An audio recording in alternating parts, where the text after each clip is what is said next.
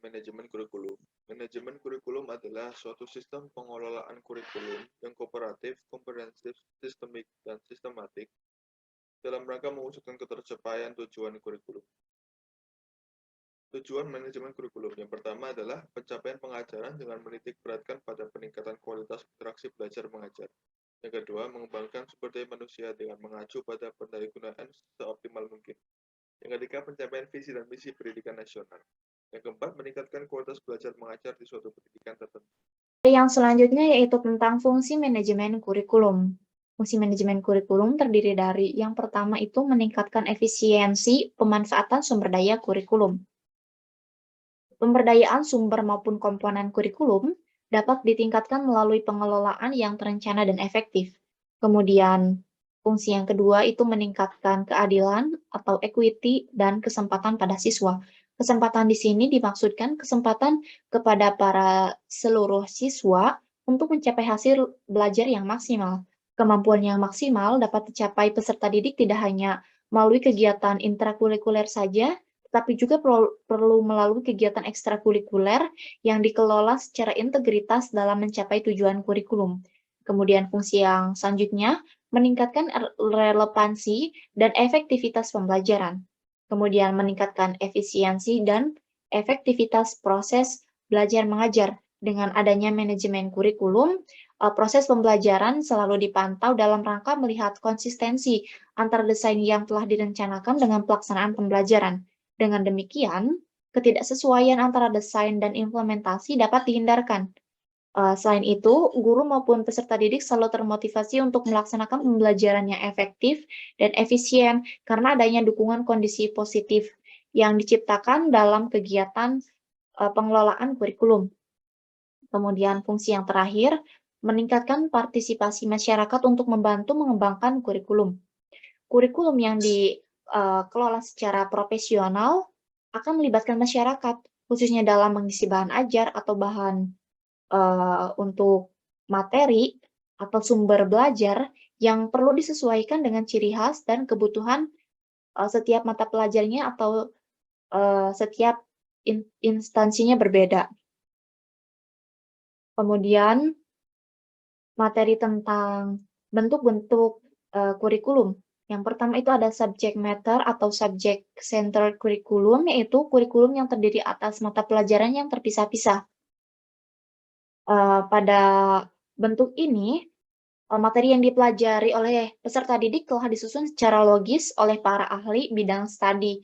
Kemudian bentuk yang kedua ada bird file atau views atau correlated curriculum, yaitu kurikulum yang disusun dengan mengkorelasikan atau menggabungkan sejumlah mata pelajaran dalam satu kesatuan. Kemudian yang ketiga ada integrated curriculum, yaitu kurikulum yang diorganisasikan dalam bentuk unit-unit tanpa harus ada mata pelajaran atau bidang studi.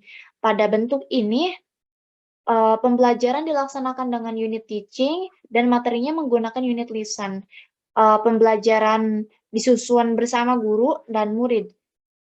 Kemudian mengandung suatu masalah yang luas dan menggunakan metode problem solving sesuai dengan minat dan perkembangan dari peserta didik. Kemudian bentuk yang terakhir ada core curriculum, yaitu kurikulum inti yang diberikan kepada semua murid untuk mencapai keseluruhan program kurikulum secara utuh.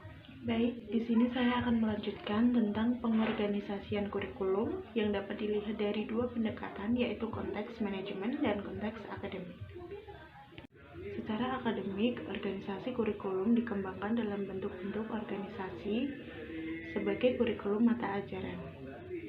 Dalam konteks manajemen adalah suatu kelompok sosial yang bersifat tertutup maupun terbuka yang diatur berdasarkan aturan tertentu dan dipimpin oleh seorang pemimpin atau staf administratif. Berikutnya, pengembangan kurikulum. Seperti yang bisa Anda lihat, pengembangan kurikulum adalah proses perencanaan kurikulum agar menghasilkan rencana kurikulum yang luas dan spesifik.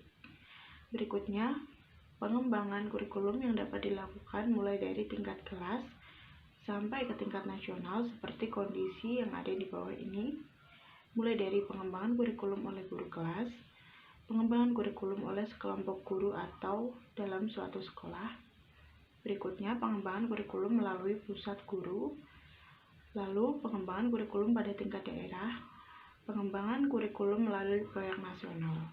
Selanjutnya, prinsip-prinsip pengembangan kurikulum.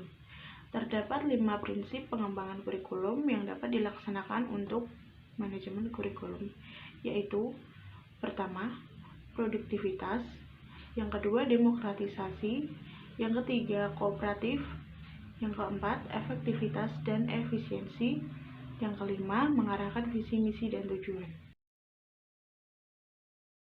Manajemen peserta didik.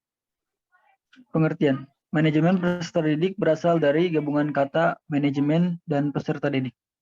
Dalam bahasa, manajemen berarti ketalaksanaan dan tata pimpinan. Selain itu, manajemen juga berarti kepemimpinan terhadap suatu kelompok guna mencapai suatu tujuan.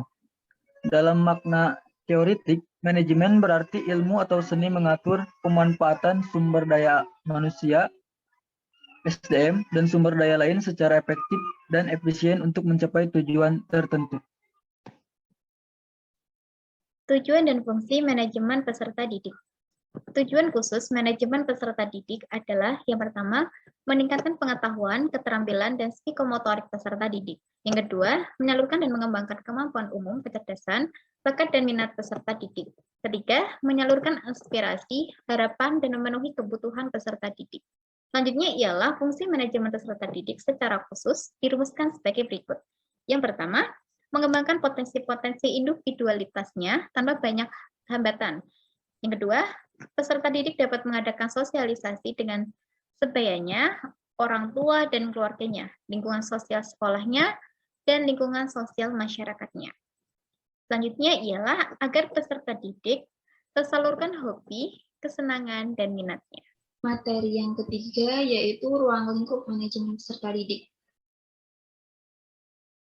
Secara umum, manajemen kesiswaan atau manajemen peserta didik sedikitnya memiliki 3 tugas utama yang harus diperhatikan, yaitu penerimaan murid baru, kegiatan kemajuan belajar, serta bimbingan dan pembinaan kedisiplinan. Sebagai rinciannya, ruang lingkup peserta didik adalah sebagai berikut. Yang pertama, perencanaan peserta didik. Perencanaan peserta didik ini harus dilakukan dalam manajemen kesiswaan, yaitu mengadakan perencanaan. Peserta didik harus direncanakan karena dengan adanya perencanaan, segala sesuatunya dapat dipikirkan dengan matang. Kemudian selanjutnya, penerimaan peserta didik baru.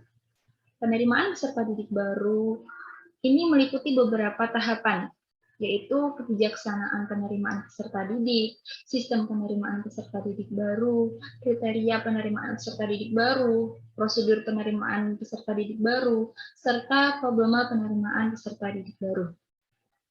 Selanjutnya yang ketiga ada orientasi peserta didik yang meliputi hari-hari pertama peserta didik di sekolah, pekan orientasi peserta didik, dan pendekatan yang dilakukan di dalam orientasi peserta didik.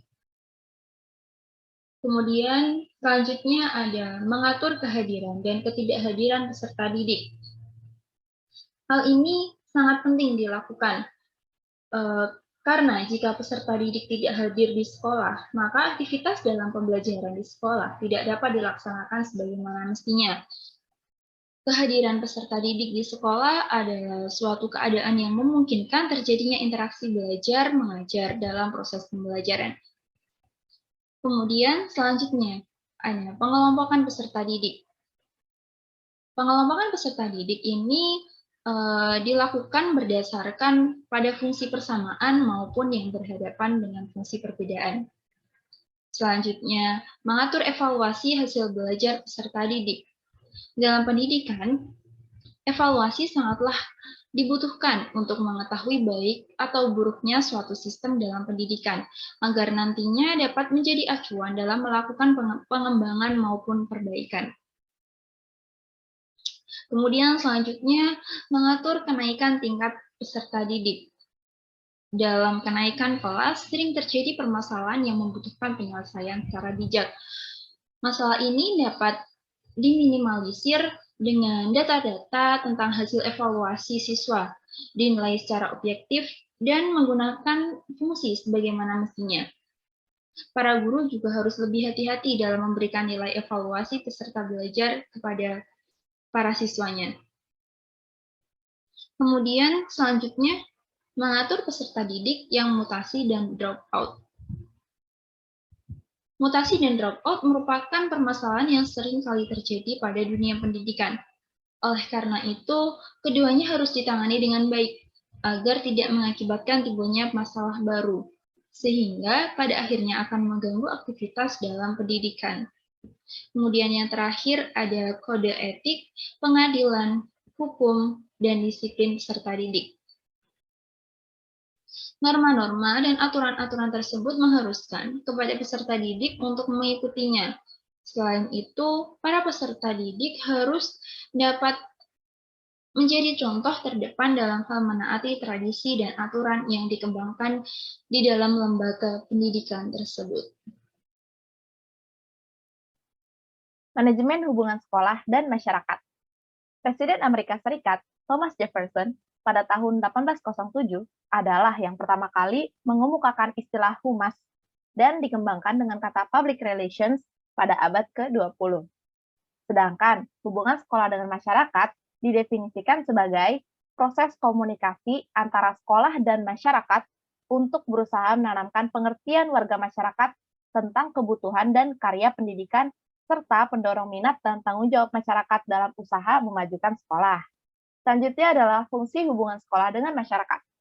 Hubungan sekolah dengan masyarakat berfungsi untuk menarik simpati masyarakat, sehingga menambah relasi yang membantu sekolah untuk mencapai tujuannya. Sedangkan fungsi lainnya adalah mengatur dan memelihara serta mengembangkan hubungan sekolah dengan orang tua, komunitas sekolah, lembaga-lembaga pemerintah atau swasta, dan memberi pengertian kepada masyarakat tentang fungsi sekolah melalui bermacam-macam teknik komunikasi. Dan tujuan dari hubungan sekolah dan masyarakat adalah yang pertama, meningkatkan pemahaman dan kesadaran masyarakat tentang tujuan dan sasaran yang ingin dicapai sekolah, serta peran masyarakat di dalamnya. Yang kedua, meningkatkan kuantitas serta kualitas usaha orang tua siswa dan guru-guru dalam kegiatan pendidikan di sekolah. Yang ketiga, terpeliharanya kepercayaan masyarakat terhadap sekolah dan tanggung jawabnya. Dan yang terakhir adalah mendapatkan dukungan serta bantuan masyarakat dalam memperoleh sumber untuk meningkatkan program sekolah.